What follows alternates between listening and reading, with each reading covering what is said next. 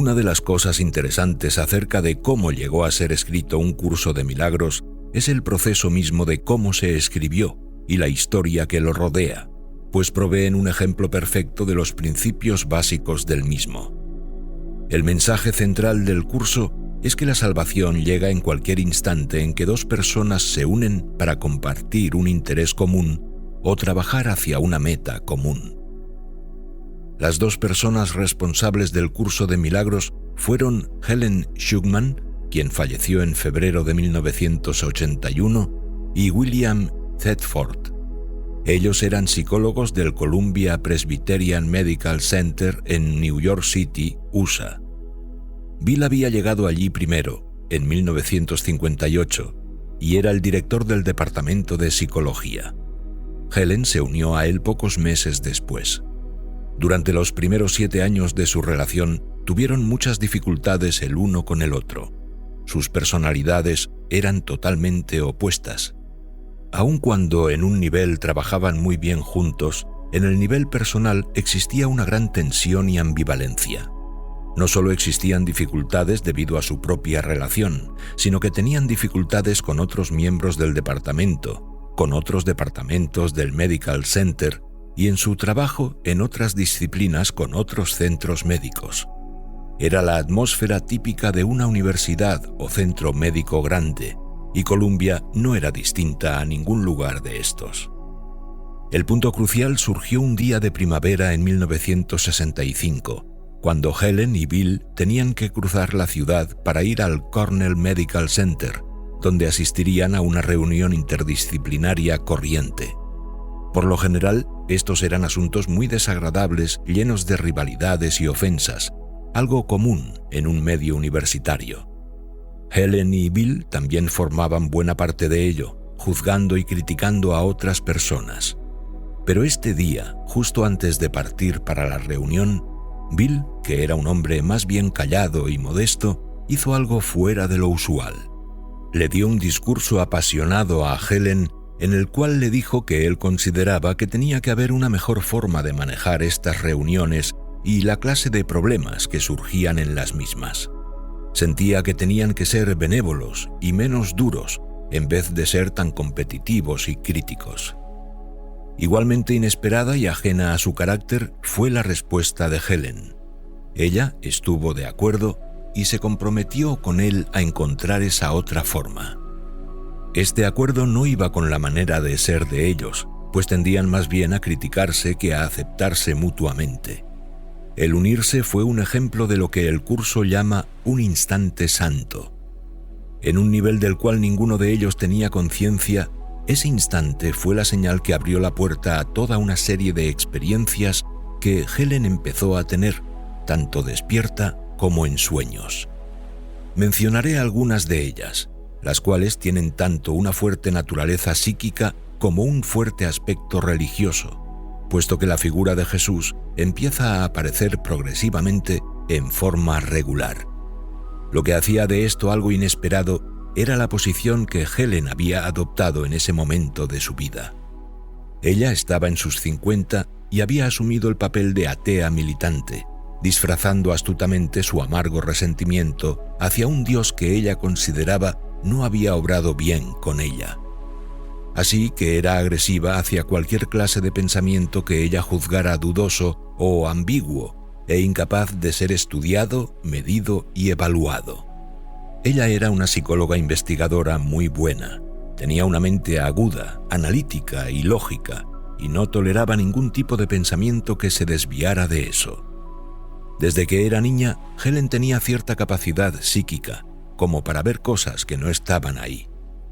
Sin embargo, nunca le prestó mucha atención a eso, segura de que todos tenían esa habilidad. A una edad temprana tuvo 1 o 2 experiencias místicas impactantes a las que tampoco les prestó mucha atención. De hecho, apenas había mencionado hasta ahora tener todas estas experiencias. Por cierto, resultó sorprendente que ella empezara a tenerlas. Además, esas experiencias la asustaron muchísimo. Parte de ella temía volverse loca. Estas cosas no eran normales, y si Bill no hubiera estado allí para apoyarla y animarla, creo que ella hubiera suspendido todo el proceso. Es importante reconocer lo fundamental que fue para Helen la ayuda y colaboración de Bill. De lo contrario, un curso de milagros jamás se hubiera escrito. Así que ya ustedes están viendo otro ejemplo del principio básico del curso. El mismo se repite una vez tras otra en formas distintas.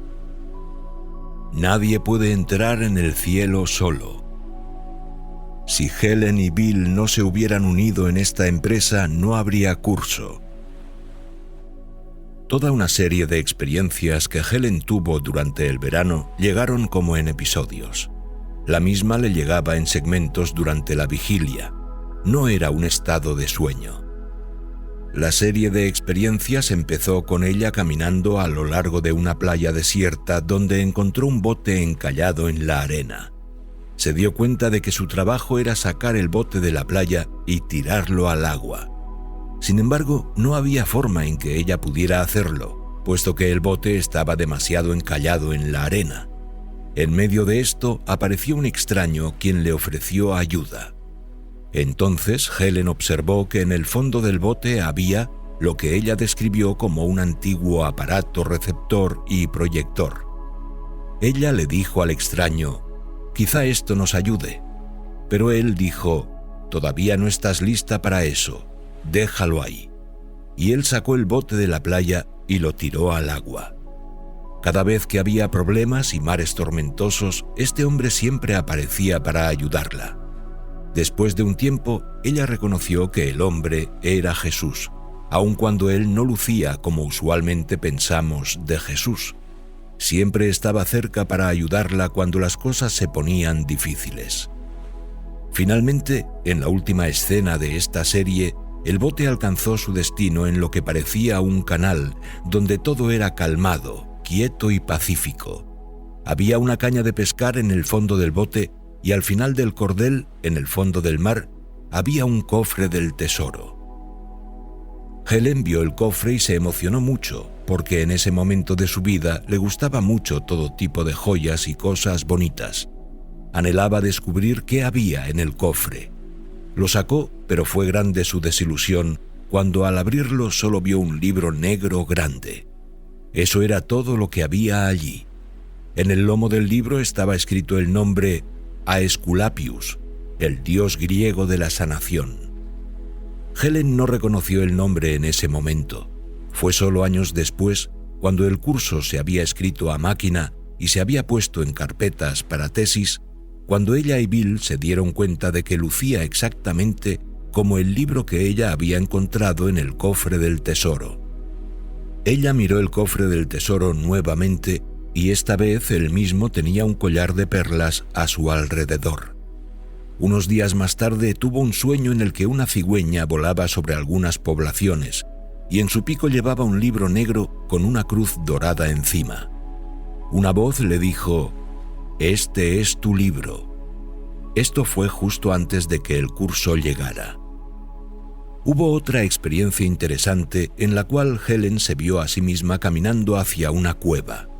Era una cueva muy antigua y en el piso había algo parecido a un pergamino del Torá con 2 varas a los lados, alrededor de las cuales estaba envuelto el pergamino. El Torá es la primera parte del Antiguo Testamento. Era muy antiguo, tanto que cuando Helen lo alzó, la pequeña cuerda que lo ataba cayó y se desintegró. Ella miró el pergamino, lo desenrolló y en el cuadro central estaban las palabras «Dios es». Ella pensó que era muy bonito.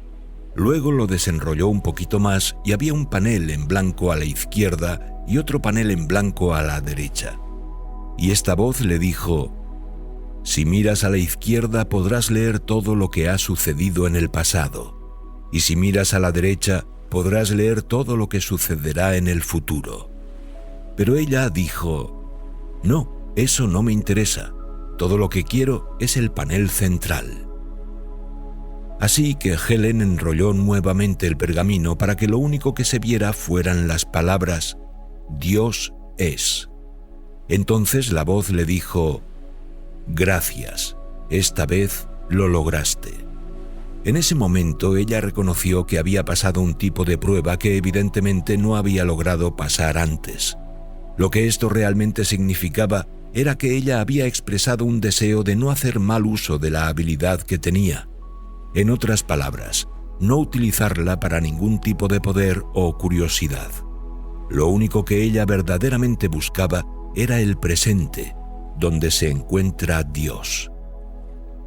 Una de las lecciones del libro de ejercicios para estudiantes dice: decimos Dios es, y luego guardamos silencio, porque no hay nada más que decir fuera de esas dos palabras. Creo que ese pasaje se refiere a esta experiencia en la cueva. Existe un fuerte énfasis a través del curso en torno a la idea de que el pasado ya no existe y que no debemos preocuparnos por el futuro, que tampoco existe. Solo debemos ocuparnos del presente, puesto que este es el único lugar donde podemos conocer a Dios. Una anécdota final. Helen y Bill se dirigían a la Mayo Clinic en Rochester, Minnesota, para pasar un día estudiando cómo allí hacían las evaluaciones psicológicas. La noche anterior, Helen vio en su mente un cuadro muy claro de una iglesia que al principio ella creyó que era católica, pero luego se dio cuenta que era luterana.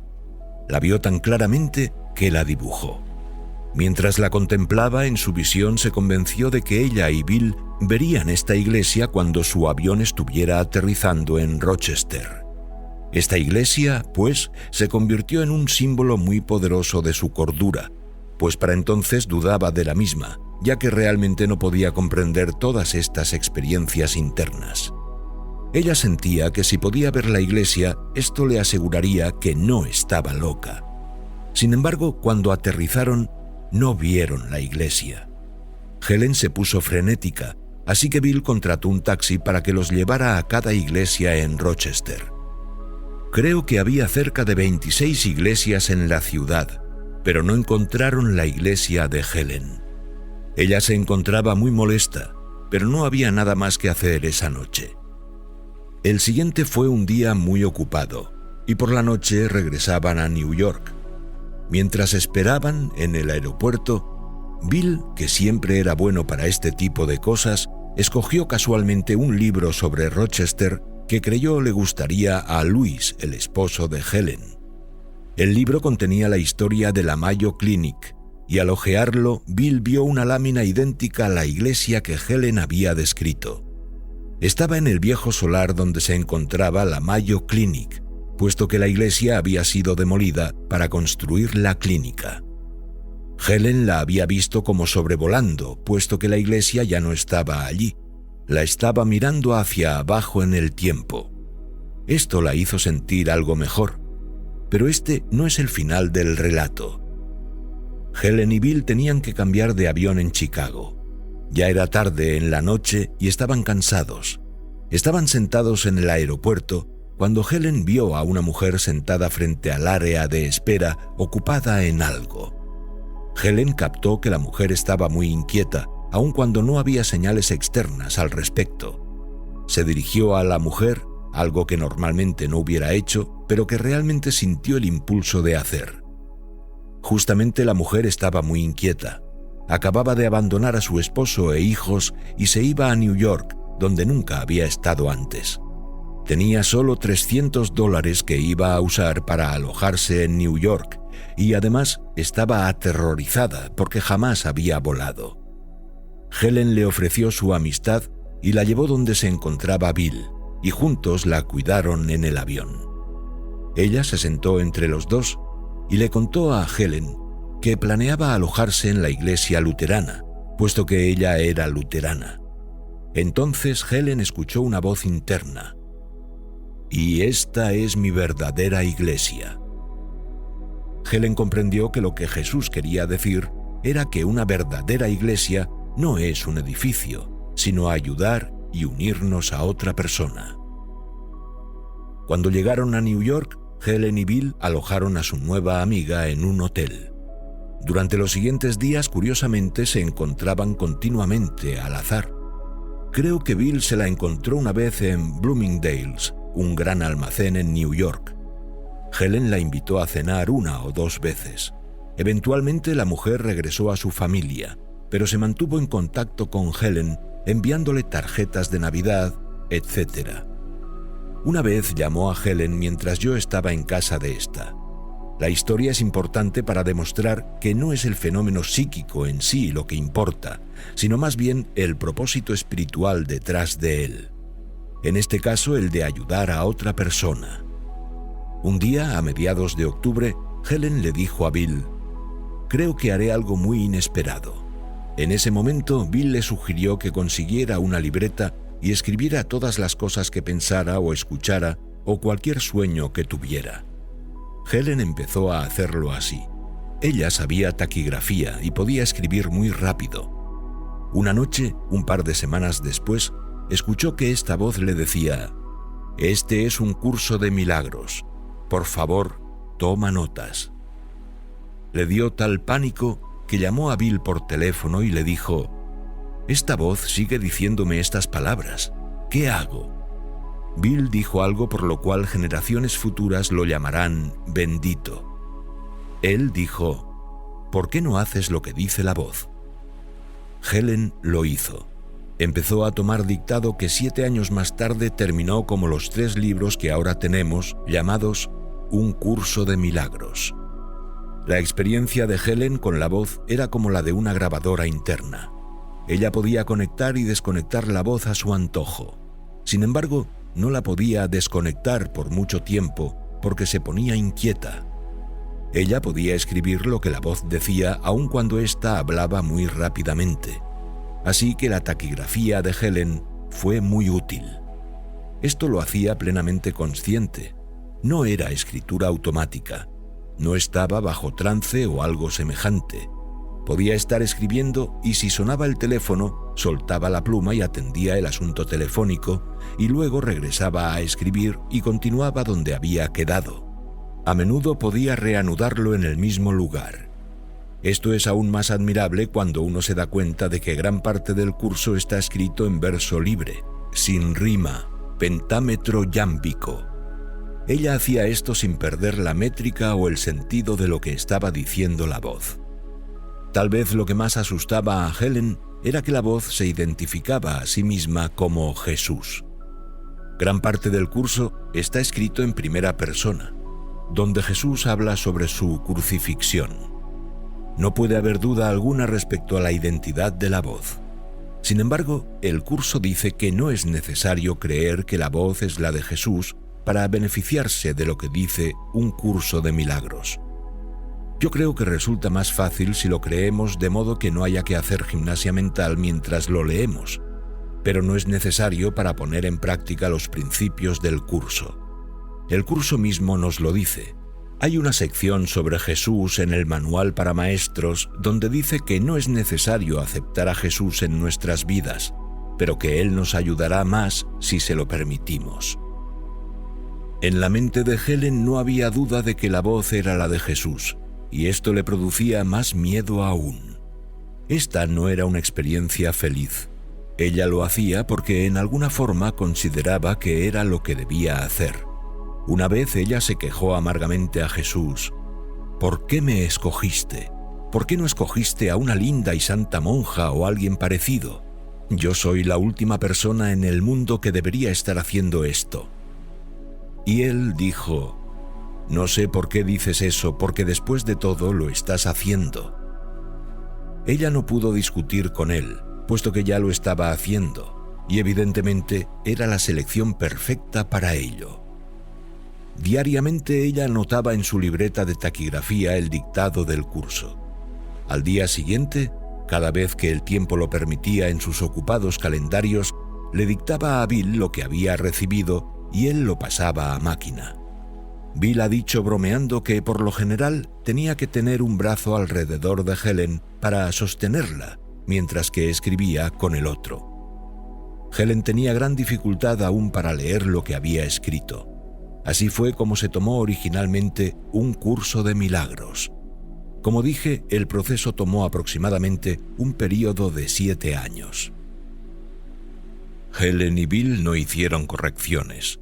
Los libros, tal como ustedes los tienen ahora, están esencialmente en la forma como fueron transmitidos. Los únicos cambios básicos se debieron a que, como el texto vino directamente, no estaba dividido en secciones ni capítulos. Tampoco se dio ninguna puntuación ni párrafos. Helen y Bill hicieron el trabajo inicial de estructurar el texto. Cuando yo llegué en 1973, repasé todo el manuscrito con Helen. Toda la división y titulación la hicimos nosotros. El libro de ejercicios para estudiantes no tuvo problema porque venía en lecciones. El manual para maestros venía con preguntas y respuestas.